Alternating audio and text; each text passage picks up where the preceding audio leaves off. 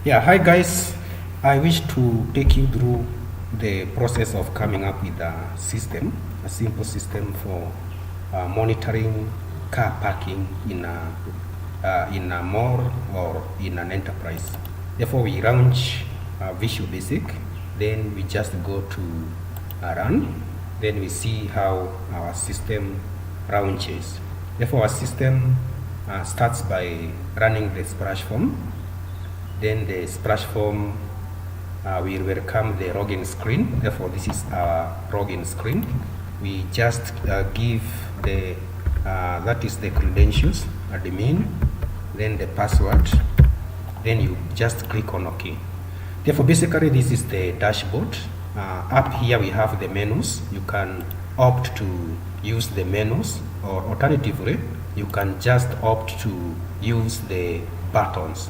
Therefore, for instance, you can just start by customer registration. Therefore, you just click on the customer registration. Then you can just have the name, contact, and residence. Then you can also go ahead and capture the car details. Therefore, you can capture the car details in this module here. You choose the modules, that is the model of the vehicle here. You can also choose the color, and then the owner will be populated. Then on the other hand, you can add new car here. Therefore, for example, you see you can just capture a new car on this module here, 102 mm. Then you choose the model, like for example Subaru, color is maroon. Then the owner here is done. Then you just update.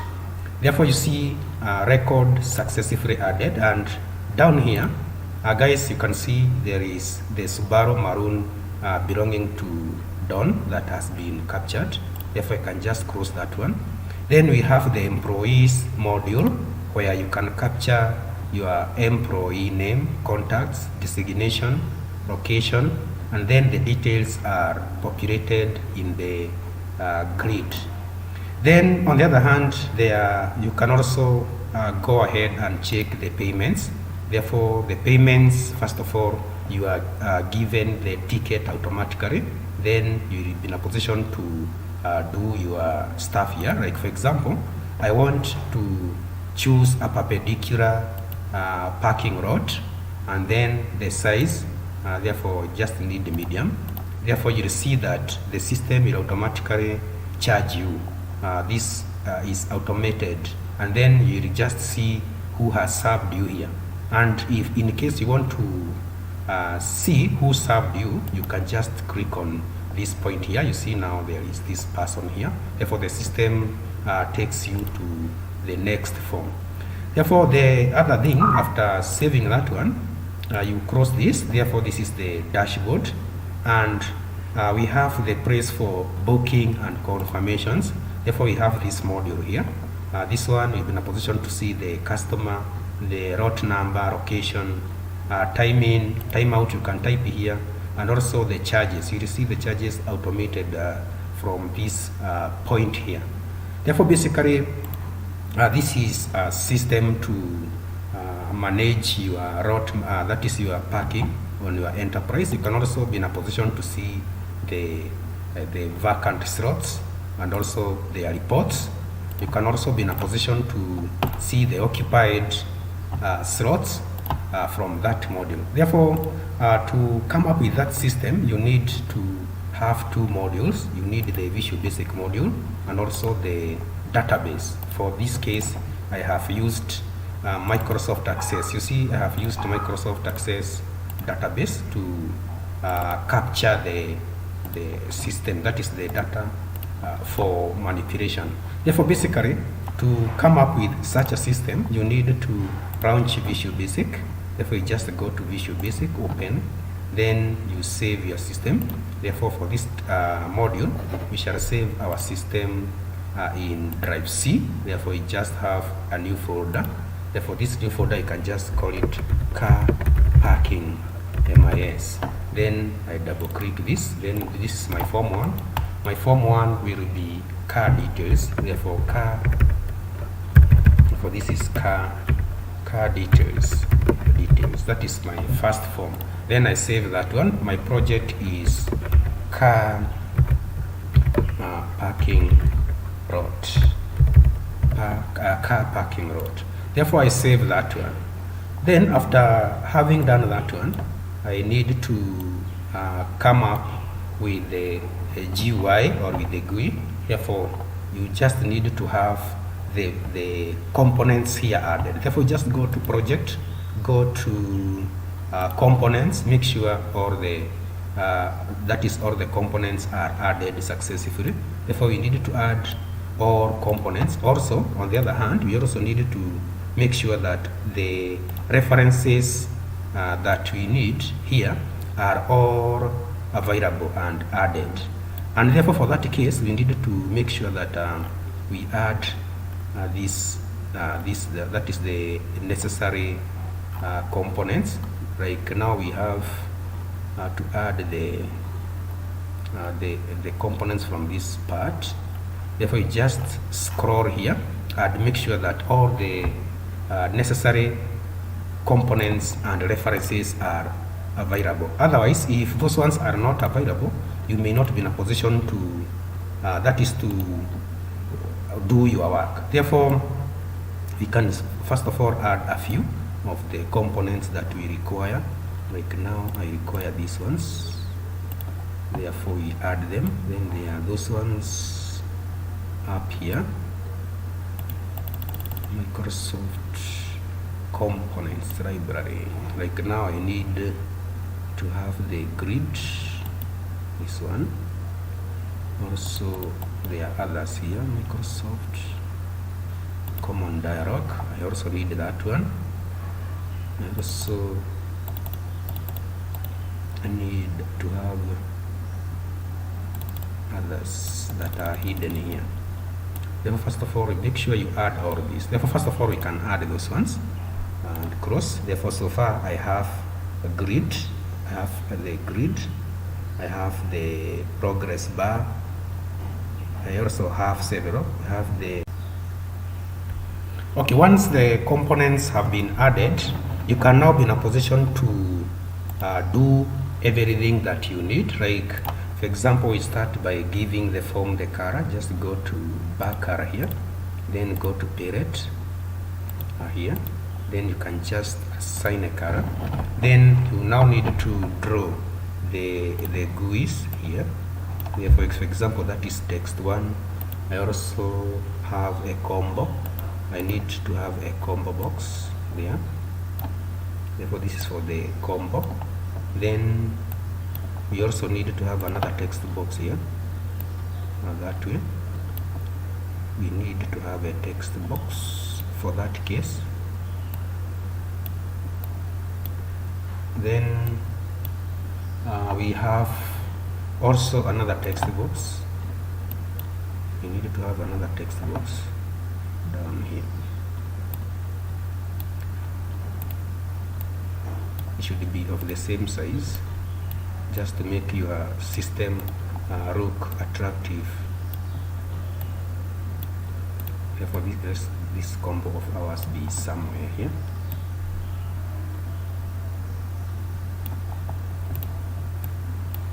Therefore after having done this, you need to draw the labels so that you can mark these ones. Like now you can have the label here. Therefore the label for this one, you also have another label for that one, also another label for this one. Also you need to have another label for that is another label for this one here. That way. Then you need to have the command buttons down here. One, you can have several command buttons like that. Therefore these ones you can now just go to the caption. Caption is just here. Therefore this is the car number. You then have the next one. The next one is model. That is, you can have the color.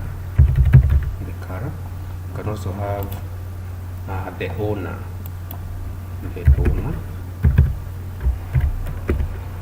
the owner of the vehicle, then the model. You can choose the model here. Then from there you need to align these ones. You just hold shift and click all of them. Then you just go to alignment here. You choose the alignment. You need them to be right aligned. Then go to font. You need to make them bold that way. Therefore this then these ones you need to make them transparent. That is the back color here. Back should be transparent so that they look exactly like the other one. Then do the formatting for these ones. Do the formatting for the text.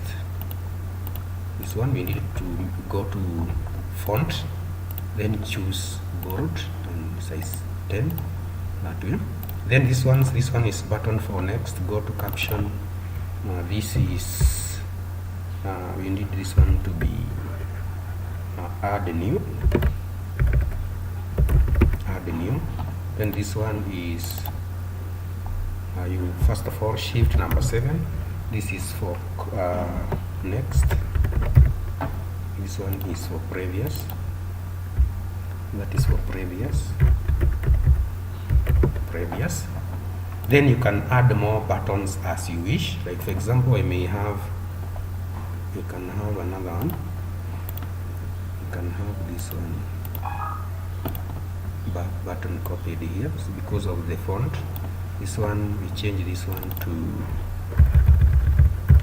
that is to cross. You can also have another one. This one is for save. Therefore this one is for save. Good. Therefore basically now you have an idea on how to do the GUI, how to do this one. Therefore these ones you can just clear them from this point. Therefore you just need to click and erase that way. Then you add some data on this combo box. Therefore you just go to this one, then go to where the list is here, then you type. Like for example, I need Subaru, then I hit enter. Then I need Toyota, then I also need something else like Nissan, like that. Therefore basically when now I go and run this form of mine, you'll be in a position to see these ones displayed here. Therefore the next thing to do is to make sure that you develop all the forms just like I am doing. Then the next thing that follows is you need to put the codes. You need to put the codes by double clicking. Therefore, for example, to put the code for a certain button like this one, you just double click, then you type the code here. And therefore, having shown you this one, I would wish to go through the coding of the system. Therefore, we just go and check how the coding has been done. Therefore, we just go to our system. Therefore, basically, we have the car, that is the form car details, and this is the form car details. And if we just go through it here, we have this part. This part is the doc. This is the connection. This is where the connection has been done. Therefore, if you right click, you see this is doc properties, and it will show you the connection. It has been connected using this one. Therefore this is the connection route. Then we have these are text boxes. This is combo box, this is text box, this is our buttons. Therefore to see the code for add new, you just double click on the button. Therefore this is the code for add new. You see I have used a doc. This is the doc to connect, and therefore this is the codes for that form. Then we also have the customer form. This is the customer form. This is data grid. Data grid is done using the data grid.